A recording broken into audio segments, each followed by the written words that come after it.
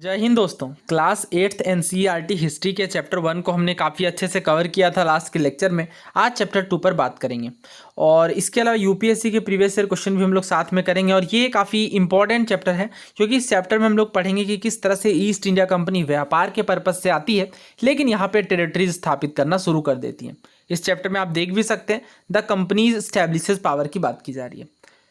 तो यहाँ पे देखिए, सबसे पहले बैकग्राउंड पर अगर हम लोग बात करें तो मुगल डायनेस्टी की बात आएगी। क्यों? क्योंकि मैंने इस पर ऑलरेडी बात भी की है जब हम लोग 7th क्लास के एनसीईआरटी कवर कर रहे थे कि औरंगजेब की डेथ जब 1707 में हो जाती है तो जो मुगल गवर्नर होते हैं, जागीरदारी क्राइसिस जो देखने को मिलती है और किस तरह से जब बड़े बड़े जमींदार हैं जो अपने जो अथॉरिटी है, जो पावर है, उसे रीजनल किंगडम में इस्टेब्लिश करते हैं। और मैंने इस पर बात भी की थी कि किस तरह से 3 बड़े बड़े रीजनल किंगडम, पहली तो अवध, ओके, दूसरी बंगाल में और तीसरी हैदराबाद में, इन 3 जगहों में रीजनल किंगडम स्थापित की जाती हैं। और अगर आपको याद है इन फाउंडर के नाम तो आप कमेंट बॉक्स में लिख सकते हैं कि इन रीजनल किंगडम्स के फाउंडर कौन थे। तो इस पर किस तरह हमने बात की थी वो भी काफ़ी इंपॉर्टेंट लेक्चर है। वो 7th क्लास के एनसीईआरटी का लास्ट चैप्टर है क्योंकि वहीं से चीज़ें आगे कंटिन्यू होंगी। और इसके बाद एक बार जब आप समझ लेंगे कि किस तरह से रीजनल किंगडम वेरियस पार्ट में इमर्ज करती हैं और जो दिल्ली है वो इफेक्टिव सेंटर के रूप में काम करना बंद कर देता है। और अगर आप देखें तो 18th सेंचुरी के सेकेंड हाफ में यानी 1750s के बाद एक जो न्यू पावर है वो इमर्ज होना शुरू होती है पॉलिटिकल होराइजन में, जो कि ऑफ कोर्स ब्रिटिशर्स होती हैं। ये बात हो रही है 1750s के बाद की, क्योंकि अगर आप देखें तो 1757 में जो प्लासी का युद्ध होता है, उसके बाद 1764 में बक्सर का युद्ध होता है। इसके बाद ब्रिटिश अपनी जड़ें जमाना शुरू कर देती हैं। दोस्तों इस इमेज को ध्यान से देखिए, यहाँ पे ब्रिटिशर्स है और कुछ लोग बंदी हैं।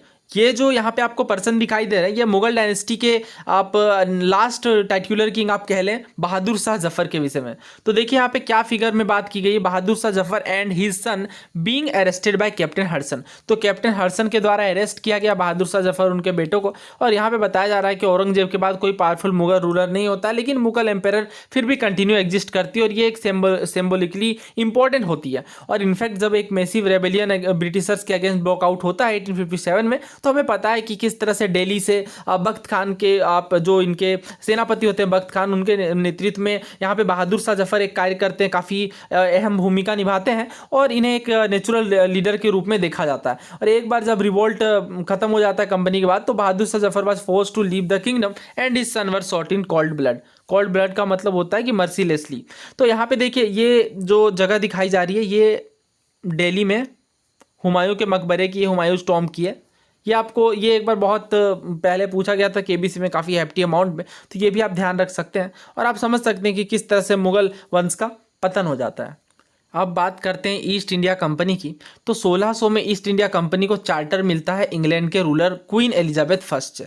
तो जो इंग्लैंड की महारानी होती है क्वीन एलिजाबेथ फर्स्ट, उन्हें 1600 में 31 दिसंबर 1600 में ईस्ट इंडिया कंपनी फॉर्म की जाती है और यहाँ पे मोनोपोली दी जाती है। मोनोपोली का मतलब केवल और केवल ईस्ट इंडिया कंपनी के पास राइट होगी ईस्ट के साथ व्यापार करने की। ओके, और यहाँ पे आप देख सकते हैं this mean that no other trading group in England could compete with the East India Company. Okay, तो यानी इंग्लैंड में कोई और दूसरी कंपनी ईस्ट इंडिया कंपनी के साथ कंपटीशन नहीं कर सकती ईस्ट के व्यापार में। और अगर आप आगे देखें तो इस चार्टर के साथ जो कंपनी है वो अलग अलग ओशंस में और अलग अलग न्यू लैंड्स में वेंचर के लिए जाती हैं ताकि वो चीप प्राइसेस में सामान को खरीद सकें और वापस से यूरोप में आके काफ़ी महंगी कीमतों में बेचा जा सके। और इसी तरह से कंपनी के पास कोई कंपटीशन नहीं होता अदर इंग्लिश ट्रेडिंग कंपनी के साथ, तो यहाँ पे ये मर्सेंटाइल ट्रेडिंग कंपनी जो होती हैं वो काफ़ी ज़्यादा फायदा यहाँ पे कमाती हैं। इस पर अभी हम लोग बात करेंगे। इस मार्क को आप ध्यान से समझ लीजिए। ब्रिटिश आइलैंड किस तरह से आती हैं, अफ्रीका के जो सदर्न पोर्शन है केप ऑफ गुड होप जिसे कहते हैं, वहाँ से होकर के ये भारत में आने वाले समुद्री मार्ग तक पहुँचती हैं। दोस्तों भले ही ईस्ट इंडिया कंपनी ने रॉयल चार्टर ले लिया, लेकिन जो बाकी यूरोपियन कंट्रीज़ के जो पावर है उन्हें ईस्टर्न मार्केट में घुसने से ये नहीं रोक पाती ऑब्वियसली। तो यहाँ पे आप देख सकते हैं इस समय तक जो फर्स्ट इंग्लिश शिप है sail down the west coast of Africa round the Cape of Good Hope and cross the Indian Ocean, the Portuguese had already establish their presence in the western coast of India. कहने का क्या मतलब है कि जब तक कि जो ये चार्टर लेकर के 1600 में जब तक ये पहुंचे भारत को, तब तक उससे पहले ही यहाँ पे आप देख सकते हैं कि जो बाकी जो यूरोपियन कंपनीज है इस स्पेशली पोर्टुगीज, वो ऑलरेडी अपनी जड़ें जमा चुकी हैं भारत के वेस्टर्न कोस्ट में। ओके, आपको पता है कि 1498 में first Portuguese seller Vasco D gamma Bharat के आने वाले समुद्री मार्ग की खोज करते हैं और कालीकट में 1498 में उतरते हैं। तो काफ़ी सारे जो पोर्टुगीज के पोस्ट हैं वो 1600 तक स्टैब्लिश कर लिए जाते हैं।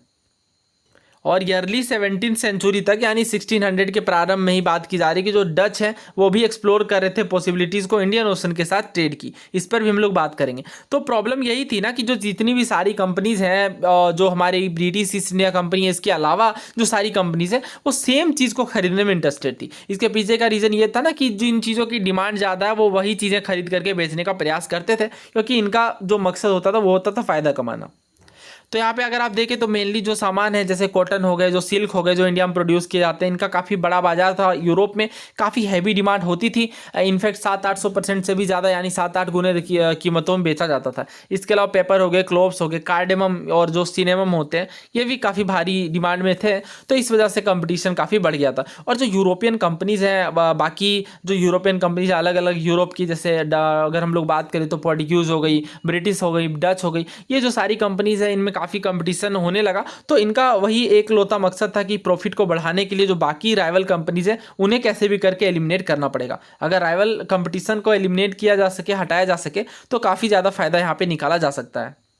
और वही रीज़न है कि यहाँ पे ब्रूटैलिटी देखने को मिलती है। एक दूसरे के जो शिप्स हैं उसे डुबा दिया जाता है। बहुत बार रूट्स को ब्लॉकेड किया जाता है ताकि जो जहाज है वो बाकी जगहों पे ना पहुँच पाए। तो राइवल शिप को प्रिवेंट करने के लिए, रोकने के लिए यहाँ पे ये प्रयास किए जाते रहे। और देखिए बहुत बार क्या होता है ना कि जब सेटलमेंट कोई स्थापित किया जाता है किसी कंपनी के द्वारा इंडिया के किसी पार्ट में, तो वो फोर्टिफाई करने की कोशिश करते हैं, किलेबंदी करने की कोशिश करते हैं। क्यों किला बनाने की कोशिश करते हैं? क्योंकि जब एक बार फोर्ट बन गया, किले बन गए, तो फिर वहाँ पे उन्हें एक प्रोटेक्शन मिलेगी और अगर कोई अटैक करता है तो वो किले उन्हें मजबूती प्रदान करेंगे। तो इस वजह से ये फोर्टिफिकेशन होता है। लेकिन बहुत बार इन कंपनीज के फोर्टिफिकेशन के कारण जो ट्रेड को है वो उसे पॉलिटिक्स से दूर करना मुश्किल हो जाता है, क्योंकि बिना पॉलिटिक्स किए, बिना यहाँ पे राजनीति किए इनको ट्रेड करना डिफिकल्ट होगा, क्योंकि बाकी के रूलर यहाँ पे ऑब्जेक्शन कर सकते हैं इनके फोर्टिफिकेशन पर। दोस्तों अब देखते हैं कि ईस्ट इंडिया कंपनी बंगाल में किस तरह से अपने ट्रेड को बढ़ाती है। तो जो पहली इंग्लिश फैक्ट्री खोली जाती है रिवर हुगली, आपको पता होगा, इस जो वेस्ट बंगाल है वहाँ पे, तो इसके तट में 1651 में। हालांकि भी जितनी भी यूरोपियन कंपनीज इनके सभी फैक्ट्रीज को हम लोग देखेंगे, क्योंकि यहाँ से काफ़ी सारे क्वेश्चन बनते हैं। और ये एक बेस था कंपनी के ट्रेडर्स का, जिसे उस टाइम पे फैक्टर कहा जाता है। इस पर हमने ऑलरेडी बात भी की अपनी NCERTs में। तो यहाँ पे अगर आप देखें जो फैक्टर है, वहाँ पे एक फैक्ट्री बनाई जाती है जिसमें एक वेयर हाउस होता था। वेयर हाउस का मतलब जहाँ पे गुड्स को, सामानों को स्टोर किया जा सके, और मतलब एक ऑफिस की तरह बनाया जाता था जहाँ पे कंपनी ऑफिशियल सेट किया जा सके और व्यापार के कार्यों को आगे बढ़ाया जा सके। और जैसे जैसे ट्रेड एक्सपेंड करती थी, company persuaded merchant and trader to come and settle near the factory. तो यहाँ पे कंपनी चाहती थी, कंपनी परसुएड करती थी कि जो व्यापारी हैं, जो ट्रेडर हैं, वो सामने आए और इन्हीं फैक्ट्रीज के आसपास सेटल करें। 1696 तक वो बिल्डिंग बनाना शुरू कर देते हैं फोर्ट के चारों ओर। और इस तरह से अगर आप देखें तो 2 साल के बाद जो मुगल ऑफिसर है उन्हें ब्राइबरी देना शुरू कर देते हैं। ब्राइबरी का मतलब घूसखोरी, ताकि जो कंपनी के जमींदार हैं उन्हें 3 विलेजेस में राइट मिल सके। अब ये क्या है इसे हम लोग पूरा समझ लेते हैं। देखिए इसमें से एक जो विलेज है वो कालीकता है, जो कि आगे चल के आज के डेट में कलकत्ता या कोलकाता के नाम से विकसित हुआ है। इसके पीछे की स्टोरी को भी हम लोग समझ लेंगे, क्योंकि ये भी काफ़ी इंपॉर्टेंट है। और इस तरह से अगर आप देखें तो जो मुगल एम्पायर औरंगजेब है उन्हें परसुएड किया जाता है और फाइनली वो एक फरमान जारी करते हैं और इस तरह से कंपनी को राइट मिल जाता है ड्यूटी फ्री ट्रेड करने का। इसके अलावा अगर आप देखें तो जो कंपनी है ईस्ट इंडिया कंपनी, वो हमेशा कोशिश करती है कि ज़्यादा से ज़्यादा कंसेशन लिया जा सके और जो प्रिविलेजेस दिए गए उसे और मैनिपुलेट किया जा सके। तो औरंगजेब का जो फरमान होता है जिसमें कंपनी को ये ग्रांट किया जाता है कि जो आप ट्रेड कर सकते हैं बिना ड्यूटी के, बिना टैक्सेस के। लेकिन जो ऑफिशियल हैं कंपनी के, देखिए ये तो आपकी कंपनी है ईस्ट इंडिया कंपनी, इनको ड्यूटी फ्री ट्रेड करने की पावर दे दी गई, लेकिन इनके जो ऑफिशियल है, जो कामगार है, जो कि ट्रेड कार्यों को सक्सेसफुल बना रहे हैं, उनको काफ़ी टैक्सेस, काफ़ी ड्यूटीज़ देनी पड़ती थी। तो एक बार जब वो रिफ्यूज़ कर देते हैं तो इससे काफ़ी नुकसान होता है बंगाल के रेवेन्यू में। और इस तरह से हम लोग देखेंगे कि जो बंगाल के नवाब है मुर्शिद कुली खान, वो प्रोटेस्ट करते हैं या नहीं करते हैं, तो इसके पीछे का रीज़न क्या होता है। तो अभी जैसा कि हमने बात की कि ये व्यापार करने के पर्पज़ से आते हैं, बहुत सारे सामान व्यापार किए जाते हैं, पेपर हो गए, कार्डेमम हो गए, तो फिर ये बैटल की ओर क्यों मूव करते हैं और क्या पावर होता है, क्या मतलब इनके पास ये बेसिकली किन ट्रेड पाथ को फॉलो करके ये टेरिटरीज को एक्वायर करना शुरू करते हैं। तो यहाँ पे अगर आप देखें तो अर्ली 18th सेंचुरी में जो कॉन्फ्लिक्ट है कंपनी के बीच और बंगाल के नवाब के बीच ये बढ़ता है। अब ये काफ़ी इंटेंसिफाई होता जाता है, इसके पीछे का रीज़न हम लोग समझते हैं। देखिए औरंगजेब की डेथ हो जाती है 1707 में, तो इसके बाद जो बंगाल के नवाब है वो काफ़ी पावर और ऑटोनॉमी को रखते हैं और बंगाल वाले रीजन में डेफिनेटली। तो यहाँ पे अगर आप देखें तो जो बंगाल के नवाब होते हैं मुर्शिद कुली खान, उनके बाद आते हैं अलीवर्दी खान, उसके बाद सिराजुद्दौला आते हैं बंगाल के नवाब के रूप में। तो इनमें से जो प्रत्येक है वो एक स्ट्रॉन्ग रूलर होते हैं और जो कंपनी है उन्हें ये कंसेशन वगैरह ग्रांट देने से मना करते हैं और ये इनके पास इतनी ऑथोरिटी होती है कि ईस्ट इंडिया कंपनी को इनकी बातें माननी पड़ती है। इसके अलावा कंपनी के जो व्यापार है उनसे काफ़ी ट्रिब्यूट्स लिए जाते हैं, काफ़ी भारी मात्रा में टैक्सेस वगैरह लिए जाते हैं और जो अपने नाम पे सिक्के यहाँ पे जारी करने का मना किया जाता है। तो बेसिकली आप देख सकते हैं यहाँ पे पावर को काफ़ी अच्छे तरीके से अंडरमाइन किया जा रहा है और जो फोर्टिफिकेशन वगैरह या करते जाते थे, बढ़ाते जाते थे, इस पर भी रोक लगा सकती थी क्योंकि बंगाल के नवाब उस टाइम पे काफ़ी पावरफुल थे। इसके अलावा अगर आप देखिए accusing the company of deceit, they claim that the company was depriving the Bengal government of huge amount of revenue and undermining the authority of the nawab. इसके अलावा अगर आप देखें तो कंपनी जो बहुत बार टैक्सेस नहीं देना चाहती थी, तो ये कंपनी जो बंगाल के नवाब है इनके पास ये पावर होता था कि वो इन पर कह सकें कि जो आप हैवी नुकसान हो रहा है हमारा, हैवी जो हमारी ह्यूज अमाउंट ऑफ रेवेन्यू है उनमें हमारा लॉस हो रहा है, आप नवाब की अथॉरिटी को अंडरमाइन कर रहे हैं।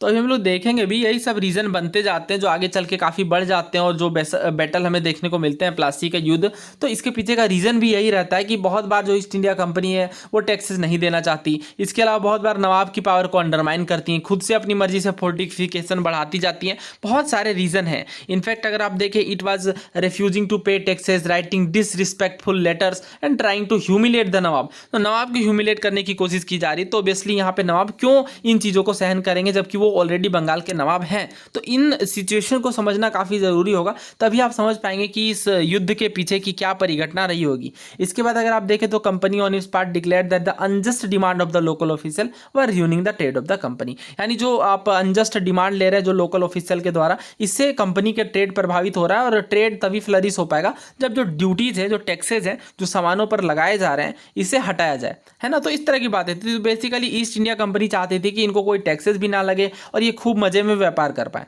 ठीक है, ये रीज़न था इनका।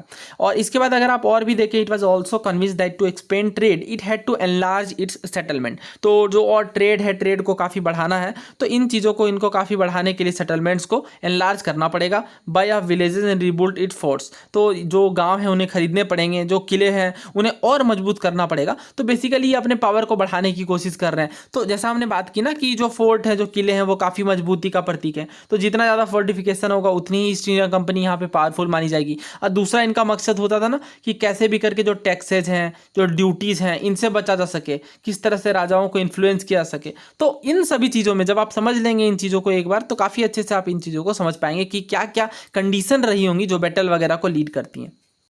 दोस्तों नाउ बात करते हैं very important battle of Plassey की।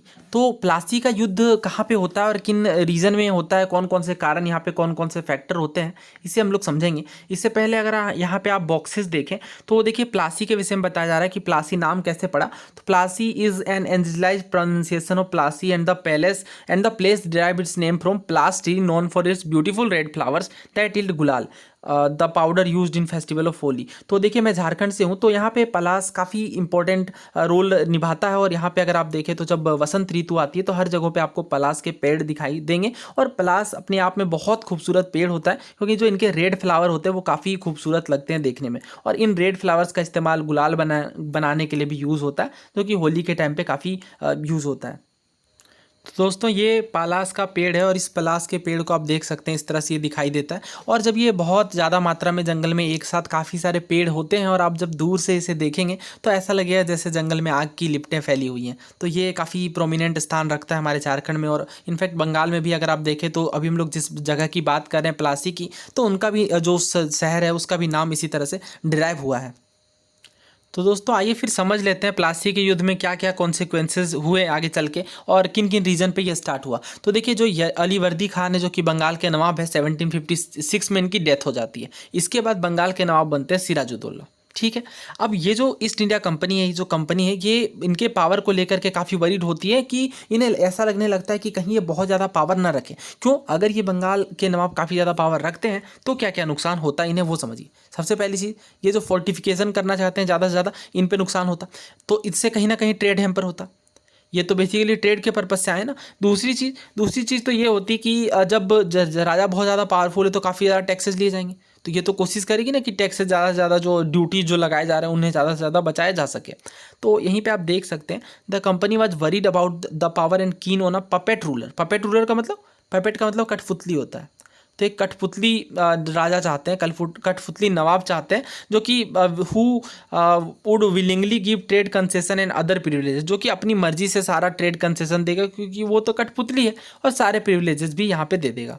सो it tried though without success to help one of Sirajuddaulah rival become the nawab. तो वो प्रयास करते हैं, हालांकि उनका वो प्रयास सक्सेस नहीं होता है कि जो बंगाल के नवाब है उस टाइम पे सिराजुद्दौला, उनके जो राइवल है, उनके जो शत्रु है, उनके जो दुश्मन है, उन्हें नवाब बनाया जा सके। तो इस टाइम पे सिराजुद्दौला काफ़ी गुस्सा हो जाते हैं, क्योंकि वो कोशिश तो करते हैं कि नवाब को ही चेंज कर दिया जाए। तो डेफिनेटली कोई भी राजा, कोई भी नवाब काफ़ी गुस्सा होगा। तो इसी तरह से सिराजुद्दौला काफ़ी गुस्सा होते हैं, और वो चाहते हैं कि इस यहाँ जो कंपनी है वो पॉलिटिकल अफेयर्स जो चल रहे हैं इस पर मेडलिंग ना करे, इस पर टांग ना अड़ाए, और काफ़ी सारा नेगोशिएशन करने की कोशिश करते हैं, बट सारा नेगोशिएशन फेल होता है। और फाइनली नवाब यहाँ पे मार्च करते हैं अपने 30,000 सैनिकों के साथ इंग्लिश फैक्ट्री कासिम बाजार की ओर। यहाँ पे कंपनी के जो ऑफिसर होते हैं उन्हें कैप्चर कर लिया जाता है। वेयर हाउसेज जो हमने बात की ना कि इनमें काफ़ी सारी चीज़ें स्टोर करके रखी जाती थी, इनमें इन्हें बंदी बना दिया जाता है। सारे इंग्लिशमैन से हथियार छीन लिए जाते हैं, ब्लॉकेड कर दिया जाता है इंग्लिश शिप को, और इस तरह से उसके बाद वो कलकत्ता की ओर रुख करते हैं, और वहाँ पे अपना कंपनी के फोर्ट पर भी अपना कंट्रोल स्थापित करते हैं। हमने बात की ना अभी, ईस्ट इंडिया कंपनी अलग अलग जगह में फोर्ट बनाती थी, तो जो कलकत्ता का फोर्ट था वहाँ पे अपना कंट्रोल नवाब के द्वारा, सिराजुद्दौला के द्वारा इस्टेब्लिश कर लिया जाता है। तो इस न्यूज़ को, यानी कोलकाता के फॉल के न्यूज़ को सुनने के बाद कंपनी के ऑफिसर जो बाकी जगहों में होते हैं, जैसे मद्रास में बेसिकली, वहाँ से फोर्सेस सेंड किए जाते हैं, किनके द्वारा? जो under the command of Robert Clive के द्वारा। तो रॉबर्ट क्लाइव यहाँ पे होते हैं, और ये बेसिकली जो फोर्सेस हैं इनके द्वारा लाया जाता है, और इस तरह से ये नेवल फीट्स को भी रीइंफोर्स करते हैं। उसके बाद बहुत सारा नेगोशिएशन चलता है नवाब के साथ, और फाइनली 1757 में Robert Clive led the company's army against Sirajuddaula at Plassey. तो कोई फायदा नहीं होता खास नेगोशिएशन का, और यहाँ पे प्लासी के मैदान पर ये आमने सामने होते हैं। कौन कौन आमने सामने होते हैं? एक साइड में तो होते हैं रॉबर्ट क्लाइव, और दूसरी साइड में नवाब का नाम है सिराजुद्दौला, बंगाल के नवाब। तो ऑब्वियसली यहाँ पे जो बंगाल के नवाब है उनकी डिफीट होती है, और डिफीट के पीछे का जो सबसे बड़ा रीज़न वो ये है कि जो the forces led by Mir Jafar, one of Sirajuddaula commander, never fought the battle. तो यहाँ पे जो मीर जाफर होता है, जो कि सिराजुद्दौला का कमांडर होता है, उसने कभी कोई बैटल नहीं लड़ा होता है। इसके बाद क्लाइव के पास Clive had managed to secure his support by promising to make him nawab after crashing Sirajuddaulah. तो यहाँ पे इसके द्वारा मीर जाफर को ये कह दिया जाता है कि अगर मेरे साइड से तुम युद्ध लड़ोगे तो क्या होगा कि मैं तुम्हें नवाब बना दूंगा। ठीक है, तो बेसिकली यहाँ पे आप इसी के जो कमांडर है उसी को यहाँ पे मतलब ब्रिटिशर्स के द्वारा फेरा बदली कर दी जाती है, जैसा कि हमेशा देखने को मिलता है, फूट डालो शासन करो वाली वही चीज़ यहाँ पे भी देखने को मिल रही है। और इस तरह से बैटल ऑफ प्लासी काफ़ी फेमस होता है, because it was the first major victory of the company won in India. तो आप समझ ही गए होंगे बेसिकली हार का सबसे प्रमुख कारण तो यही था ना कि राजा जिस कमांडर पर भरोसा करे थे वही कमांडर उल्टे उसके दुश्मन के साथ यानी ब्रिटिशर्स के साथ चला जाता है। तो ऑफकोर्स यहाँ पे इन चीज़ों के कारण हार होनी तय हो जाती है। दोस्तों अब आते हैं उस पार्ट में जिसका आपको बेसब्री से इंतजार था, प्रीवियस ईयर क्वेश्चन की सीरीज़ में। तो यहाँ पे देखते हैं रिसेंट में कौन कौन से सवाल आए हैं प्रीवियस ईयर क्वेश्चन से। हालांकि मैं सारे सवाल नहीं ले पाऊंगा, यहाँ पे चैप्टर के एंड में सारे सवालों को करेंगे क्योंकि काफ़ी ज़्यादा क्वेश्चन हो जाते हैं। ये सवाल रिसेंटली अभी एनडीए का जो एग्जाम हो उसमें पूछा गया है। आपसे पूछा जा रहा है कि निम्नलिखित में से कौन सा जो युद्ध है, कौन से जो बैटल है, उन्हें इस तरह से फॉर्मल फाउंडेशन के रूप में देखा जा सकता है ब्रिटिश राज के भारत में। तो भारत में ब्रिटिश राज के जो फॉर्मल फाउंडेशन है, जो आधारशिला है, एक प्रमुख आधार, उसमें कौन सा युद्ध एक प्रमुख भूमिका निभाता है। तो अभी हमने देखा कि जो प्लासी का युद्ध होता है 1757 में, जिसमें ब्रिटिशर्स के द्वारा बंगाल के नवाब को हरा दिया जाता है, तो ये इतिहास में काफ़ी प्रमुख स्थान रखता है क्योंकि ये पहली जीत थी भारत के राजा के खिलाफ ही ब्रिटिशर्स की। तो इस तरह से ये एक आप कह सकते हैं फाउंडिंग स्टोन है, एक माइल स्टोन है जो ब्रिटिशर्स के द्वारा यहाँ पे फाउंडेशन के रूप में देखा जा रहा है, और इस वजह से ये युद्ध अपना प्रमुख स्थान रखता है। तो यहाँ पे आप पढ़ भी सकते हैं, the battle of Plassey became famous because it was the first major victory the company won in India. ये सवाल अभी recently state PSC Maharashtra PSC में पूछा गया। आपसे पूछा जा रहा है the British appointed Mir Jafar as the Nawab of dash after the battle of Plassey. तो प्लासी के युद्ध के बाद जो मीर जाफर जो कि कमांडर होता है किसका, सिराजुद्दौला का, राइट, जिसके साथ युद्ध होता है ब्रिटिशर्स का, जो जिसका नेतृत्व कर रहे होते हैं क्लाइव। मैं आपको फिर से पूरी रूपरेखा समझा देता हूँ। ये है हमारा प्लासी का मैदान, एक साइड में ईस्ट इंडिया कंपनी क्लाइव के नेतृत्व में, और दूसरे साइड में है बंगाल के नवाब सिराजुद्दौला। तो सिराजुद्दौला का जो कमांडर होता है मीर जाफर, वो ईस्ट इंडिया कंपनी के साथ चला जाता है युद्ध लड़ने, क्योंकि ब्राइबरी दी जाती है, प्लस ईस्ट इंडिया कंपनी ये कहती है कि हम आपको नवाब यहाँ पे बना देंगे जैसे ही अगर आप सिराजुद्दौला को हरा देते हैं तो इसी के चलते जो मीर जाफर है वो ईस्ट इंडिया कंपनी के साथ आ जाता है, और इस तरह से इसे बंगाल ऑफ नवाब बना दिया जाता है जब ये युद्ध ओवर होता है। तो हालांकि बाद में ये भी पपेट होता है, अभी हम लोग देखेंगे। इसका आंसर क्या है, ऑप्शन 2 बंगाल। ये सवाल यूपीएससी सीएपीएफ 2010 में पूछा गया है। 2 स्टेटमेंट दिए जा रहे हैं। पहले, अच्छा आपको करेक्ट बताना है, पहले में कहा जा रहा है जो प्लासी का युद्ध है वो ब्रिटिशर्स के द्वारा लड़ा जाता है, डिप्लोमेटिक स्किल के आधार पर जीता जाता है rather than strength of arm के। तो बिल्कुल सही बात है। हमने देखा कि किस तरह से ये कूटनीति करते हैं कि जो बंगाल के नवाब होते हैं उसी के मेन जो कमांडर है उसे यहाँ पे आप कह लें कि अपने साथ मिला ले जाता है, ठीक है, ब्राइबरी कह लें, डिप्लोमेटिक स्किल कह लें, कुछ भी कह लें बेसिकली, ठीक है। तो इस तरह से वो जीतते हैं। तो फर्स्ट तो बिल्कुल सही है। दूसरा अगर आप देखें तो जो बक्सर के युद्ध के बारे में कहा जा रहा है, जिसके बारे में अभी हमने नहीं पढ़ा है, हम लोग आगे डेफिनेटली पढ़ेंगे कल ऑफ कोर्स, तो ये कल्मिनेट होता है इलाहाबाद की टीटी के साथ। तो बिल्कुल सही बात है। देखिए बक्सर का युद्ध होता है 1764 में, और इलाहाबाद का ट्रीटी आपको 1765 में देखने को मिलेगी। तो ये अवध के नवाब के साथ सेटलमेंट के लिए ये ट्रीटी की जाती है। तो दोनों ही बातें यहाँ पे बिल्कुल सही हैं, और हमारा आंसर इस तरह से बनता है option C, both 1 and 2 are correct. ये क्वेश्चन सीएपीएफ 2010 में पूछा गया। प्लासी के युद्ध के पीछे का प्रमुख कारण पूछा जा रहा है। पहले ऑप्शन में कहा जा रहा है English levied heavy duties on the goods entering Calcutta. तो इंग्लिश हैवी ड्यूटीज लगा देते हैं जो भी कलकत्ता में गुड एंटर करते हैं, तो हैवी ड्यूटीज इंग्लिश के द्वारा क्यों लगाया जाएगा। दूसरे में कहा जा रहा है Sirajuddaula suspected that the English favoured his rival. तो सिराजुद्दौला को लगता है कि इंग्लिश के द्वारा अपने राइवल, जो उनके राइवल्स है सिराजुद्दौला की, उसकी मदद की गई। ऐसा कोई बात नहीं है, ये बातें गलत है। अगर आप तीसरे में देखें तो English began to fortify Calcutta की किलेबंदी करने लगते हैं, जो कि नवाब को नहीं पसंद आता है डेफिनेटली, क्योंकि ये फोर्टिफिकेशन करेंगे, फिर धीरे धीरे अपनी मजबूती बढ़ा लेंगे, तो फिर आगे चल के नवाब को ही नुकसान है, क्योंकि ये फिर कल को कहेंगे कि हम आपको टैक्सेस नहीं देंगे, ड्यूटीज़ नहीं देंगे, तो ये नुकसान था। इसलिए ये काफ़ी आगे चल के कल्मिनेट होता है। हालांकि और भी फैक्टर्स होते हैं, बट ये प्रमुख रीज़न होता है। चौथे में कहा जा रहा है Sirajuddaula was instigated by the French. नहीं, फ्रेंच वगैरह अभी पृष्ठभूमि में नहीं आए हैं, हालांकि हेल्प लिया जा रहा, बट यहाँ पे अभी वो पृष्ठभूमि में नहीं आया। प्रमुख रीज़न ये है कि इंग्लिश जो है वो फोर्टिफिकेशन शुरू कर देते हैं कलकत्ता का। तो दोस्तों इस वीडियो में इतना ही रखते हैं। उम्मीद है आपको ये वीडियो पसंद आई होगी, और नेक्स्ट पार्ट में अभी हम लोग आगे बक्सर के युद्ध को करेंगे, और भी बहुत सारी चीज़ें हैं, हम लोग धीरे धीरे करके सारी कड़ियों को इतिहास के खोलते जाएंगे। उम्मीद है आपको ये वीडियो सीरीज़ हेल्प कर रही होगी। आप अपने दोस्तों के साथ भी शेयर करें। अगर आप चैनल पर नए हैं तो सब्सक्राइब कर लें। Thank you so much.